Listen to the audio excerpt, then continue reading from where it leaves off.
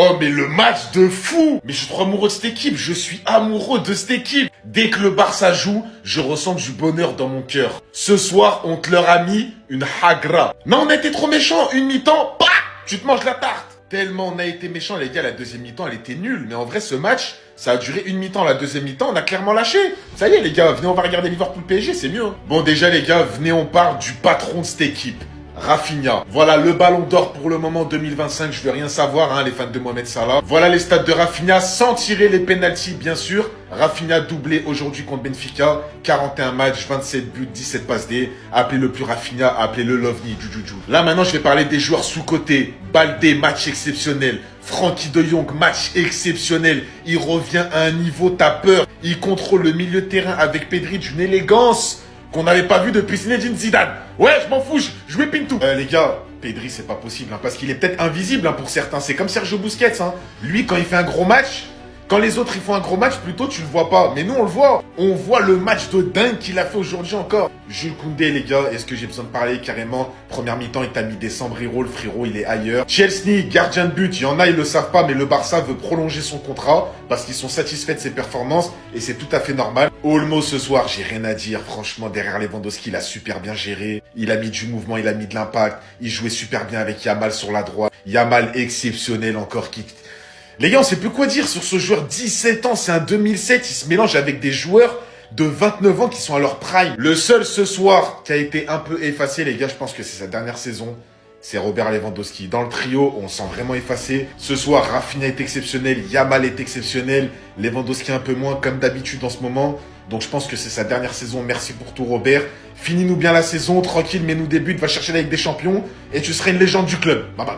Il est arrivé comme ça au stade et t'as cru qu'il allait pas marquer, t'as cru qu'il allait pas pondre une masterclass. Il est arrivé comme Jules au Vélodrome, tel un ovni. Rafinha, le joueur des grands rendez-vous. Le ballon d'or, c'est lui. Le meilleur joueur du monde, c'est lui. Le patron du Barça, c'est lui. Et le pire, les gars, le pire, c'est qu'il tire même pas les pénaltys. C'est le patron du Barça, il tire même pas les pénaux. Regardez-moi ces stats de Zinzin. Rafinha, double buteur ce soir. 41 matchs, 27 buts, 17 passes D. Et regarde comment il est parti célébrer. Tiens, je te laisse prendre le fond d'écran. Tiens.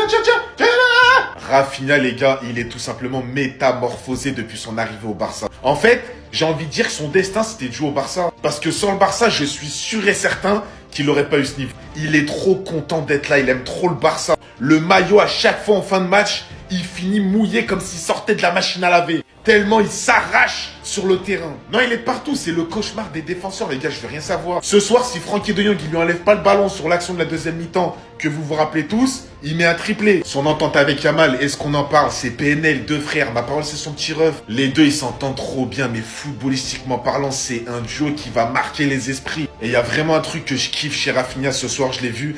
Dès qu'Yamal rate une passe, rate un dribble, ou s'excuse d'avoir trop été perso, ou d'avoir raté sa passe, Rafinha, il lui fait comme ça, en mode continu, c'est bien. Tu vois, c'est pas un joueur qui va lui gueuler dessus, qui va lui mettre la pression, qui va l'engueuler de ça.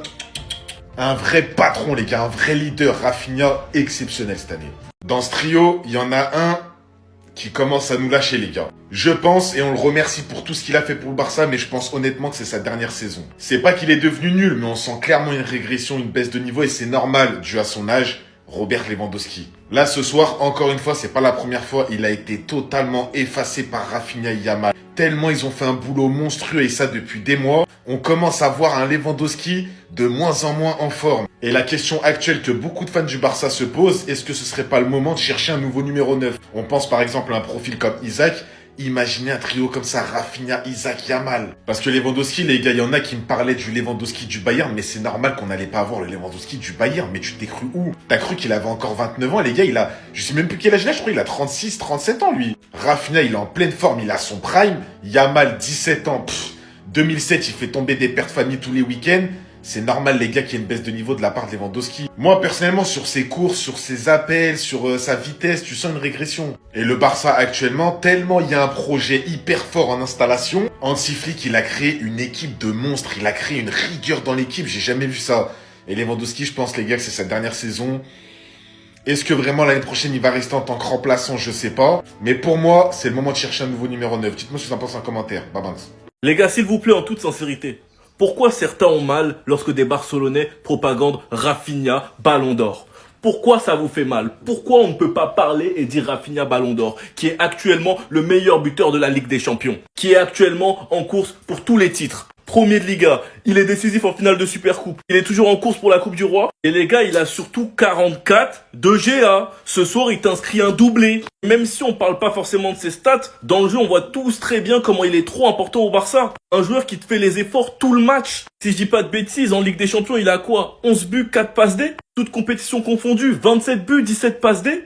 Les gars, nous sommes en mars. Un joueur qui s'est montré décisif dans tous les gros matchs de Ligue des Champions. Un but, une passe D contre Young Boys, triplé contre le Bayern, 2 passes D, un but contre Étoile Rouge, un but contre Dortmund, doublé contre Benfica, double assist contre Atalanta, un but contre Benfica à 10 contre 11 lors du dernier match, et ce soir contre Benfica encore une fois, doublé. Et certains n'acceptent pas cette propagande. Rafinha fait partie des meilleurs joueurs du monde et faut l'accepter. Sinon vous les gars, vous en pensez quoi? Ramenez sur 5%, on s'ennuie. Et voilà, c'était qu'une question de temps. Rafinha vient de rentrer dans l'histoire de la Ligue des Champions. Au moment où je vous parle, je suis en train de regarder le match de Mohamed Salah, étant donné que ce sont plus grands concurrents pour le Ballon d'Or cette année. Et au vu de tout ce que Rafinha est en train de réaliser, que ce soit en Ligue des Champions ou en Liga, pour moi Rafinha l'éteint. Déjà là, aujourd'hui, dites-vous qu'il a atteint la barre des 11 buts marqués en 10 matchs de Ligue des Champions cette saison. Autant vous dire que c'est le cauchemar de Benfica, étant donné que dans les 11 buts là, il y a 5 buts qui sont rentrés dans les filets de Benfica. Doublé en phase de poule, doublé aujourd'hui, et au match aller, il t'a mis un but dedans. Et comme vous pouvez le constater, il vient de rentrer dans l'histoire du Brésil et de la Ligue des Champions. Rafinha est le seul Brésilien à avoir atteint le stade des 11 buts en Ligue des Champions. Et au moment où je vous parle, avec ces 11 buts là, il est le seul meilleur buteur en Ligue des Champions. Dites-vous qu'il y a eu des Neymar, des Ronaldo Nazario, des Ronaldinho, tous ces gens là, il n'y en a aucun qui a atteint la barre des 11 buts sur une saison en Ligue des Champions. Et Rafinha, lui, il est en train de le faire. Même Vinicius, qui a été le dernier Brésilien à être cheaté en Ligue des Champions, même lui, il n'a pas atteint ce stade. Le plus fou cette saison, c'est que Rafinha a décidé de rendre tous les moments iconiques. À chaque match, chaque but marqué, il fait une célébration vraiment qui reste dans la tête. Vraiment, son duo avec ce petit là l'embellit de plus en plus. La connexion entre les deux, l'échange, il n'y a qu'à voir le match d'aujourd'hui. Les deux se sont carrément fait une passe décisive chacun, même si bon, la passe décisive de Rafinha pour Lamine Yamal là, c'était pas vraiment une passe décisive. On peut dire que le ballon vient de lui. En ce qui concerne Lamine Yamal, vous connaissez déjà mon avis là-dessus.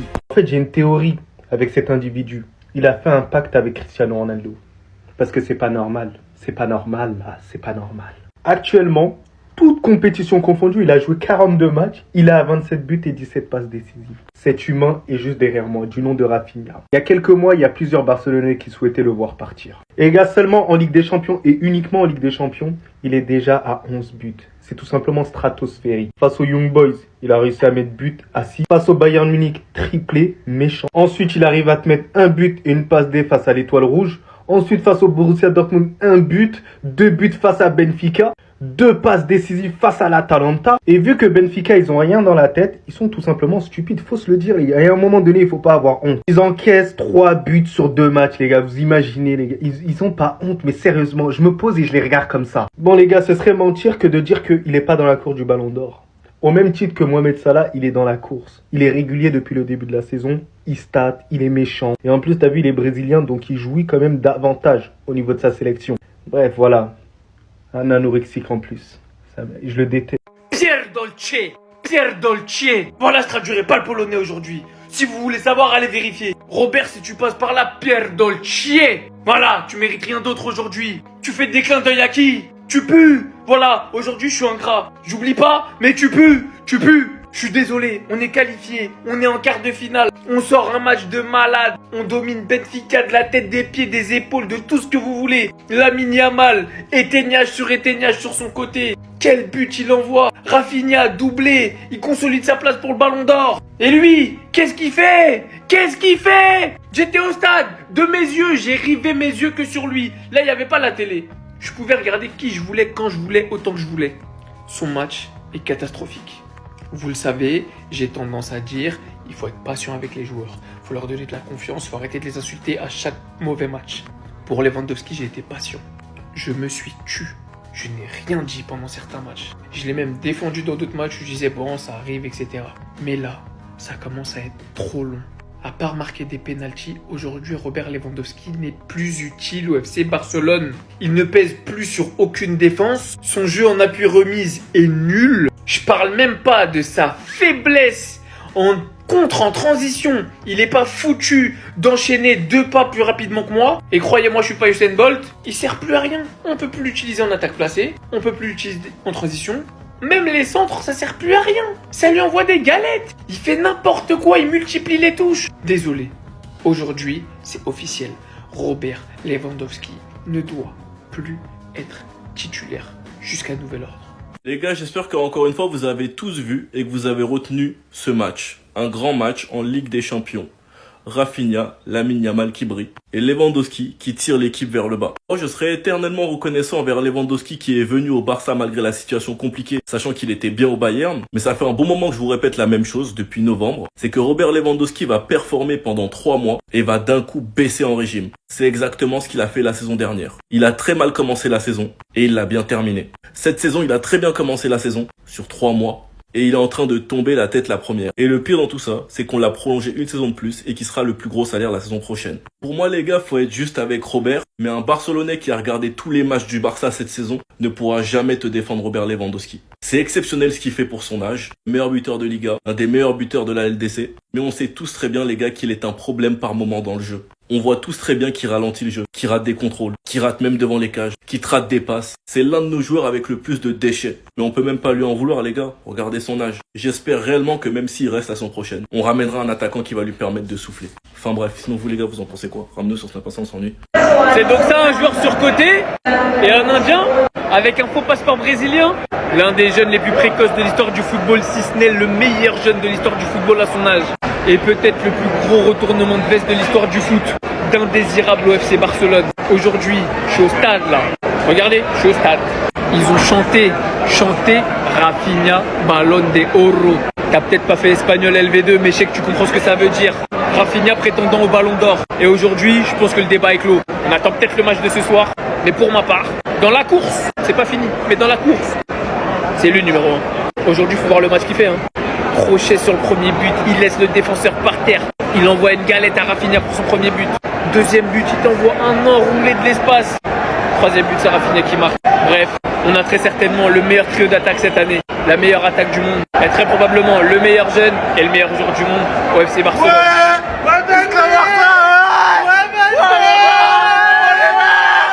Bref, voilà Visca Barça. J'ai rien de plus à dire.